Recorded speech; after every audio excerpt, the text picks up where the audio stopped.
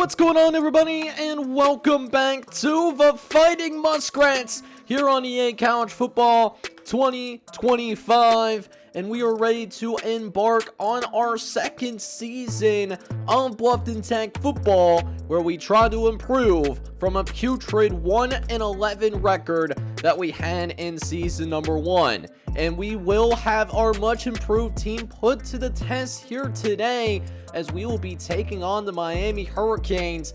Miami Hurricanes, one of the stronger teams in the ACC. I would say one of the better teams that is not ranked in the top 25, at least to begin this season. Miami, of course, has not played yet this season, as they are led by Damian Martinez, who could be a problem if we are not ready for him. So we are going to have a great episode here. First game coming shortly, and I hope you guys are excited for it. If you are, make sure you go ahead, smack that like button, hit that subscribe button as well if you do happen to be brand new to the channel. But before we dive right into the game action, we gotta go ahead and jump in to some of the new players that are going to be on our team this year.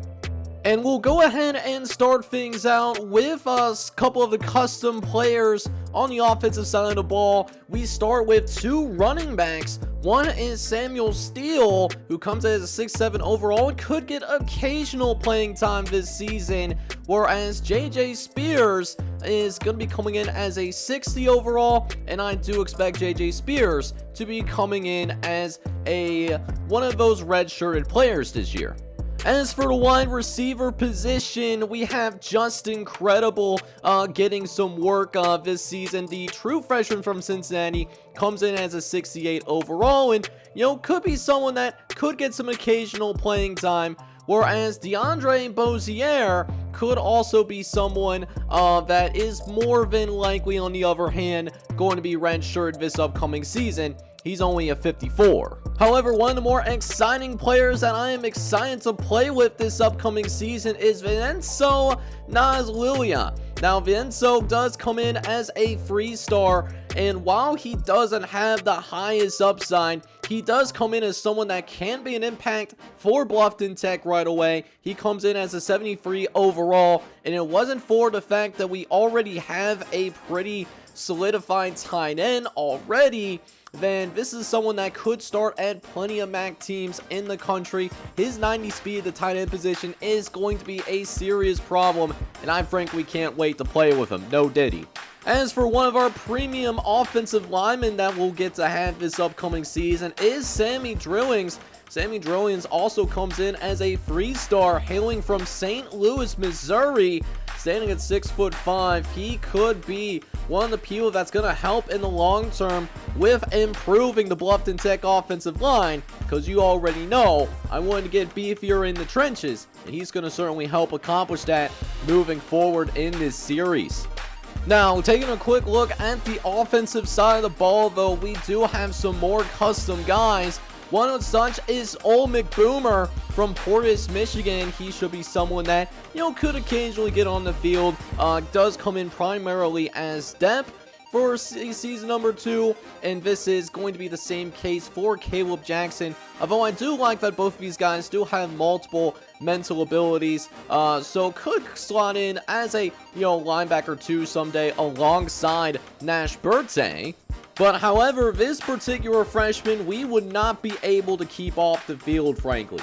He's only a 2-star, but man, does he not look like a 2-star in the spring practices. He's actually going to outright win the starting linebacker job at right outside linebacker. The 2-star from Dearborn, Michigan will be starting right away, and really looking forward to see how he handles this level of college football. Moving on to the secondary, though, we have a couple of customs in Kelly Morris from West Bloomfield, Michigan, and Maxwell Smith out of Savannah, Ohio. Both these guys I do fully expect to be redshirted here in year number 2.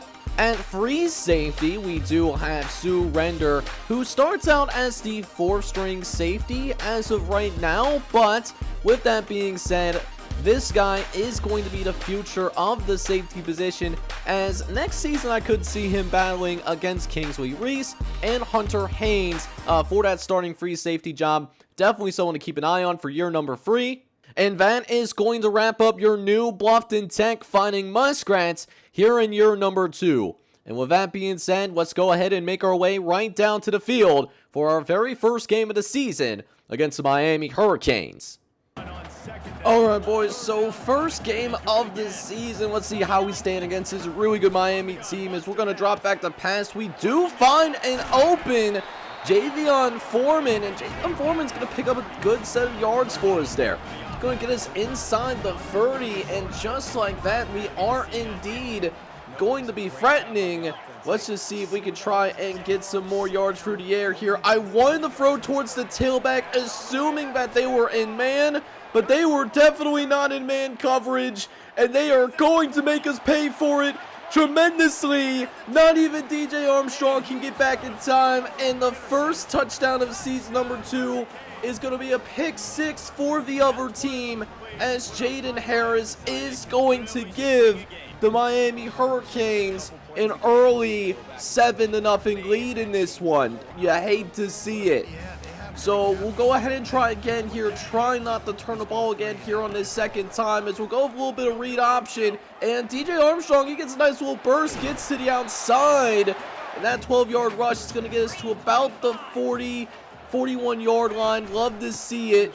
As we'll try to run it here yet again with one of our younger tailbacks, Will Peoples. And Will Peoples nearly picks up the first down. It's 3rd and short. Could be a premium play action down. Let's see if we can pick it up with DJ Armstrong as he moves to tight end in motion. Sells the play action. Got a little bit of time. Floats it off to Scotty McClure. And McClure is going to be able to come down with it. And for the second time today, Bluffton Tech is going to be threatening. Want to see if we can come away with some points this time around. Armstrong with time in the pocket, but got to get rid of that football. Wanted to go over to that left-hand side. Didn't look over to the middle. If he did, he would have had a couple of open guys. So Miami is going to take over, where we're going to see one of the better tailbacks in college football go to work in Damian Martinez. Damian Martinez able to pick up 20+ yards on the ground. So we are down horrendous here, as we'll go ahead and try and get a stop, and we're going to get it. We will actually get the stop on defense. Actually able to get a sack, which is a rare sight to see. We are loving it here, as Alan McCrary is going to effectively stop the drive. But what doesn't change the fact that we are still down 7-0. So late in the first quarter, Armstrong's going to drop back the pass. We got a shot downfield looking for Chris Gentry. He's got him. Chris Gentry is going to make a big play on the ball. And for the 3rd time today, Bluffton Tech is going to be threatening. Can we get a play up before the end of the first quarter? Armstrong making some adjustments at the line. We'll go ahead and make it. No, it's going to be a throw to the right-hand side, and goes right back to Chris Gentry, as that's going to bring an end to that first quarter of action. We're down 7-0, but we can actually mess around and time this game up. We can just execute. So we'll go back to the second quarter of action here, as Bluffton Tech is going to go ahead and get another drive started, as we'll hand it off up the middle. That's the true freshman Ross John. We brought him in as a halfback, converted him to fullback, and kind of be one of those gadget players for us. So real chance here to possibly score on this drive. We get a red zone opportunity, as Armstrong will look over the middle of the field. He's got a receiver. That's Javion Foreman, who's able to make a play on the ball. And now it's a goal line situation, where we go with a little bit of a jet pass, getting Foreman down to right-hand side. It's a touchdown. Behold everything here, guys, but there's a flag on the field, and it's going to take the touchdown off the board. Andrew Spanway, the freshman, is going to be caught with the holding penalty. And so instead of a touchdown on the board, it's going to be 2nd and goal from the 14-yard line. Just going to see if DJ Armstrong can get some of those points back for us, as Armstrong's going to try to get to the outside. He does. So at least makes it a little bit more manageable of a 3rd down. But 3rd and goal from the 7, not going to be easy. Here we go. Armstrong puts a man in motion. It's in man coverage. We're going to throw over the middle, and we got it. We got the touchdown. That's Javion Foreman, the senior, who's able to win on that slant pattern. And just like that, ladies and gentlemen, Bluffton Tech is going to tie things up here against a possible dark horse in the ACC.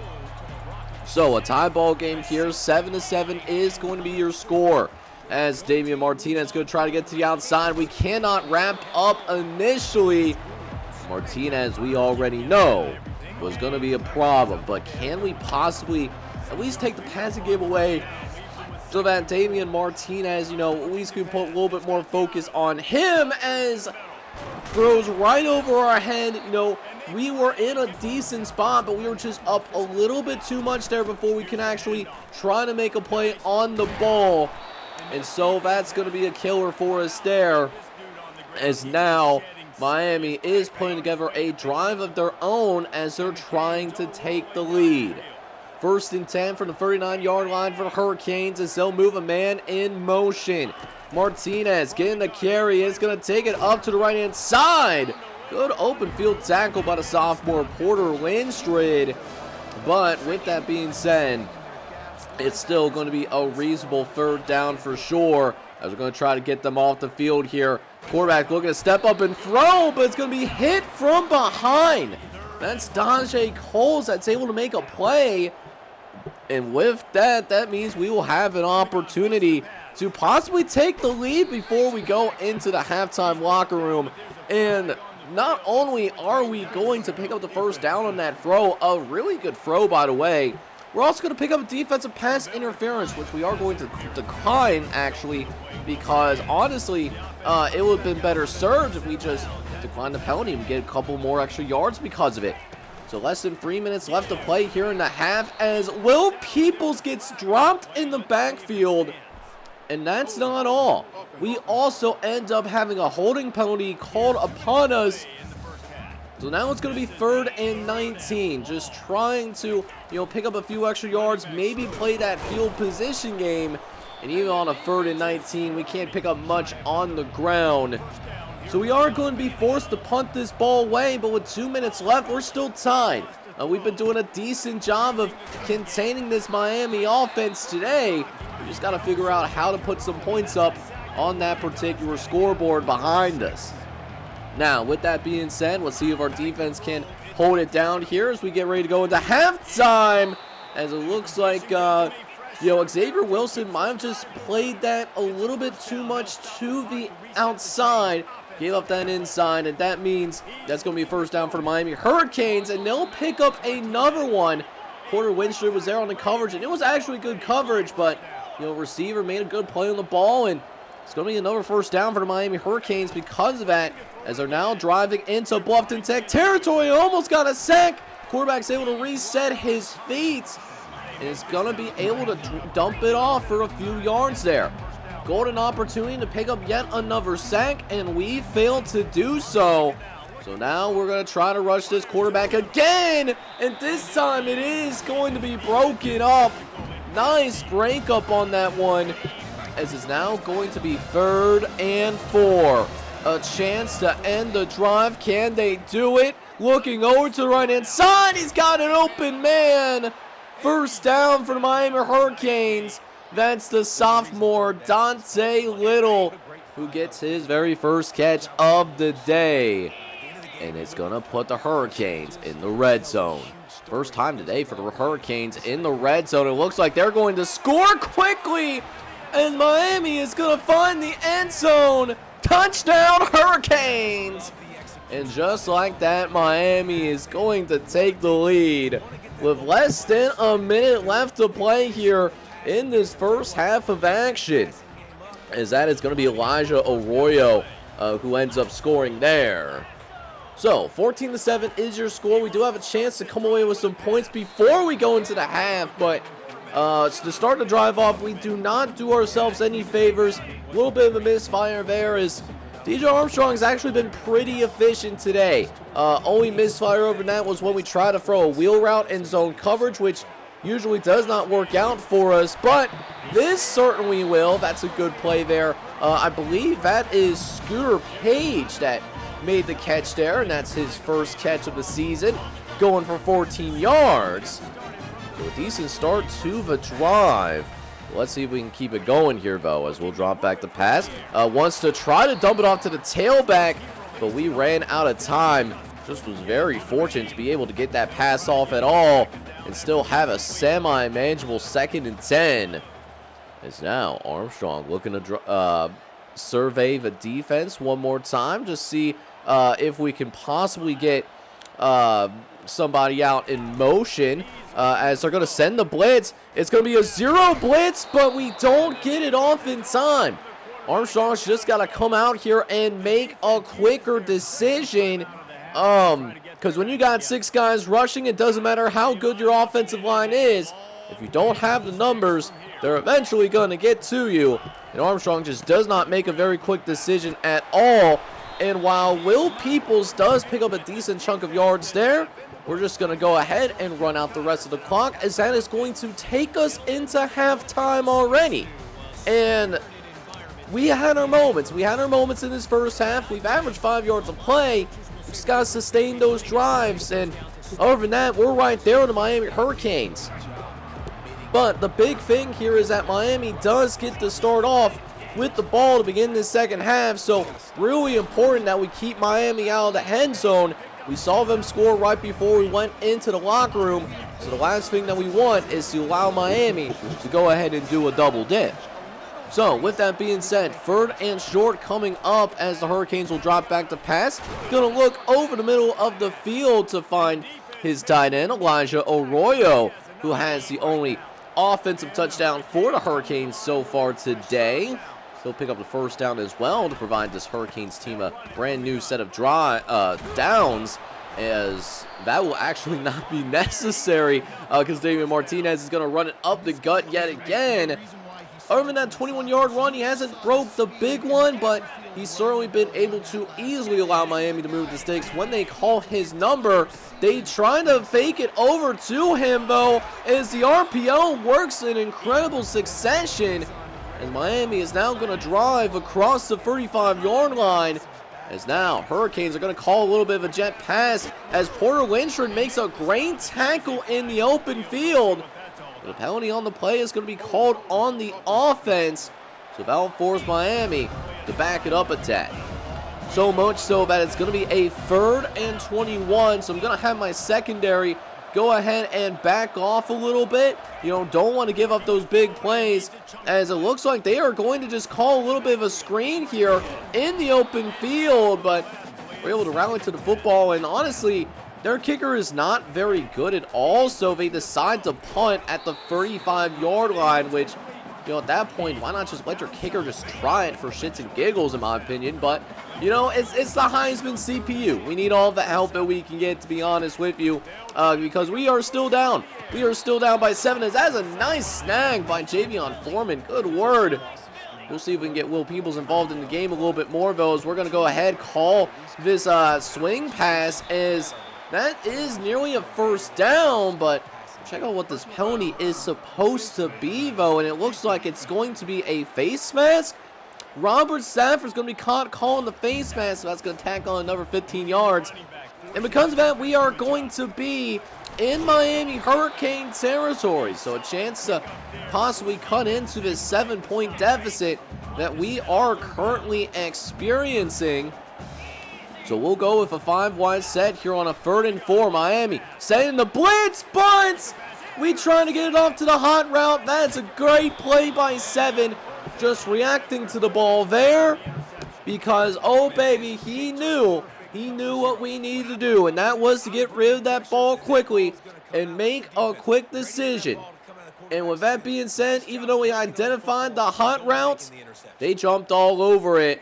And for Jaden Harris, that's barbecue chicken. So Miami Hurricanes will take over, as we will not come away with any points. Oh man, if that ball was properly thrown, Nico Solomon was going to have an interception, but we'll be okay with a 3rd and 7, though. We just got to see if we can get him off the field, and we will. Xavier Wilson with the interception, so we will get the ball right back in our hands. And don't look now, ladies and gentlemen, but this Bluffton Tech squad is certainly still in the thick of things. They are not done yet. They're not going to quit. They're not going to give up, and the crowd is absolutely loving it. So with that being said, another golden opportunity to possibly come out here and take the lead. Let's see if we can do it here, though, as it looks like they are locking in, trying to make a decision on what we want to try to run. We'll settle on this inside zone, and it works pretty well. We pick up a gain of 7 there. Just got to remember to be patient. Those big plays are going to open up if we can have consistency in the running game. And speaking of that running game, we'll see if we can get Will Peoples involved here yet again. 1 minute left in the third quarter as Peoples got a little bit of a hole. Just enough of a crease to move the sticks. But a couple plays later, we face a 3rd and 10. Armstrong in the shotgun. Looking to drop back. He's going to look over the middle. He's got Scooter Page. But Scooter Page doesn't make it to the first down marker. We will have to go into the end of the third quarter with a big decision that we will have to make down the line.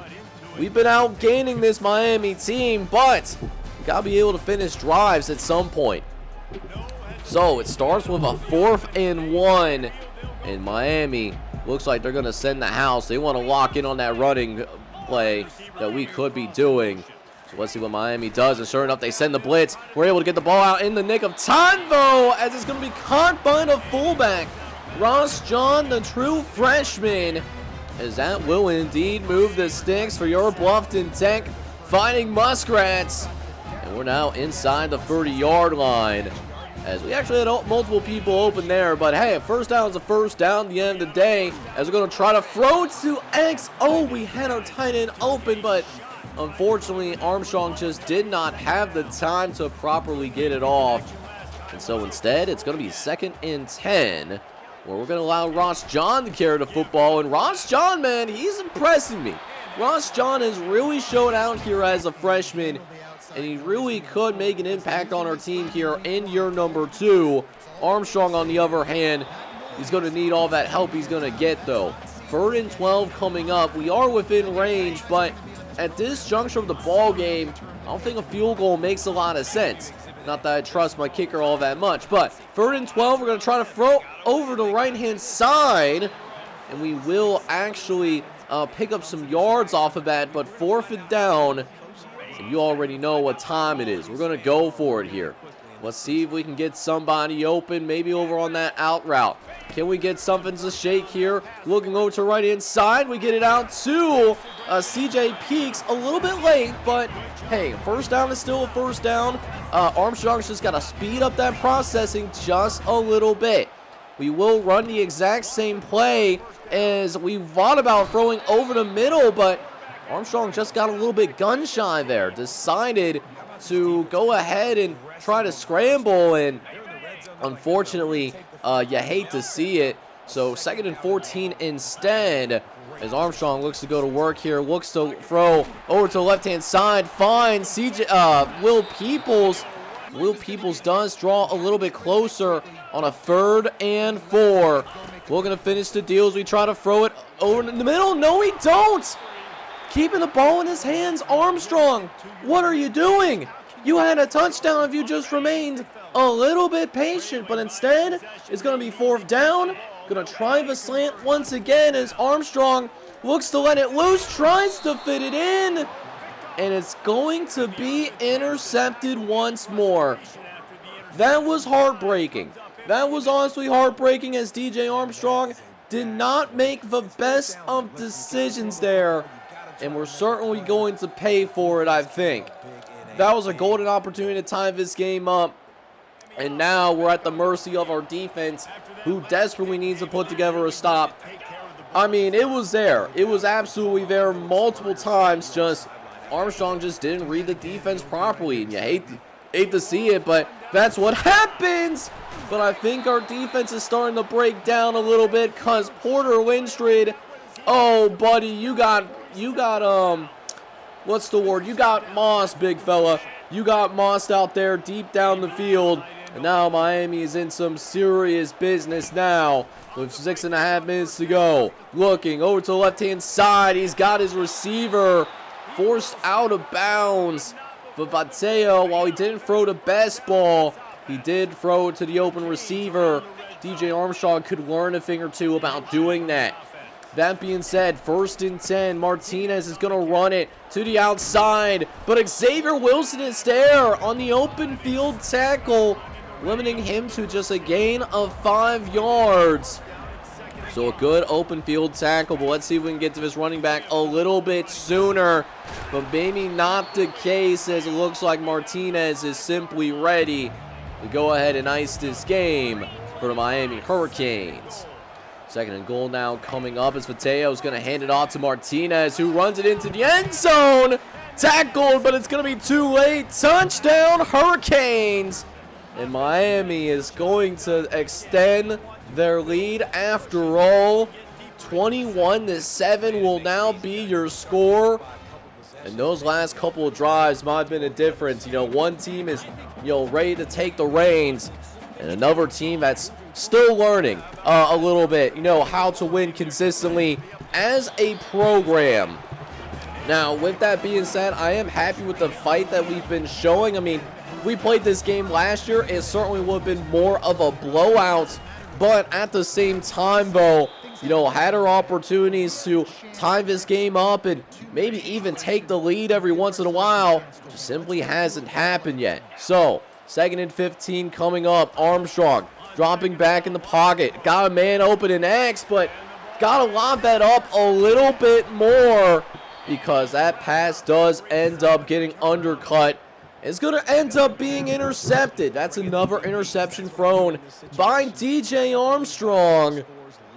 And I think it's going to be setting it in our crowd that we might not be coming out on top. But with that being said, we do at least force a 3 and out. So we will have at least a chance to get some additional reps, as we really put our man in we really hung him out to dry, in all honesty. So 2nd and 10, we'll see if we can get a little bit of a screen going here. Ross John, see if we can get him going as we actually get him in the open field here. Able to get away from the linebacker. He'll get himself out of bounds. Smart play. We do only have one timeout that we currently have to work with. That being said, though, wanted to call the curls originally, but instead we are going to try and send this thing deep, trying to see if we can attack the seams a little bit more, as it looks like this is all locked up completely, as we'll have to just simply get rid of it. Marquise Lightfoot was there on the pressure. So now a 2nd and 10 coming up as the old ball coach decides once he wants to call next. 2nd and 10 now. Armstrong still in the gun. Dropping back. Losing at the line of scrimmage again. And has to get rid of it there. That's Wilkie Denauld. That's able to get pressure on the quarterback. And now it's going to be 3rd and 10. Armstrong looking for a play to happen. Armstrong looks left. This time has time for a change. Throws a good pass to Javion Foreman. But the problem is, it's well short of sticks. So 4th down. You already know we got to go for it here. Let's see if Armstrong has a little bit of lady luck on his side. Armstrong trying to flip it out to Ross John, but it gets deflected at the line of scrimmage. And while this was a more competitive game than what it could have been last year, Miami Hurricanes will come out on top. And we will be starting our season 1-0 here in year 2. Alright boys, so while we start the year off with yet another loss, our 12th loss in 13 games in the history of this program, I was overall encouraged with what I saw here today. While we struggled to run the ball, I thought that we were actually rather efficient in terms of passing at 25 to 37, so more efficient than usual, so that is a good sign. We just got to cut down on those turnovers, especially what we saw in that second half, and I think we will pave the way for a better season at the very least than what we experienced in year number 1. Now, DJ Armstrong, I thought, played a better game than what the stats said.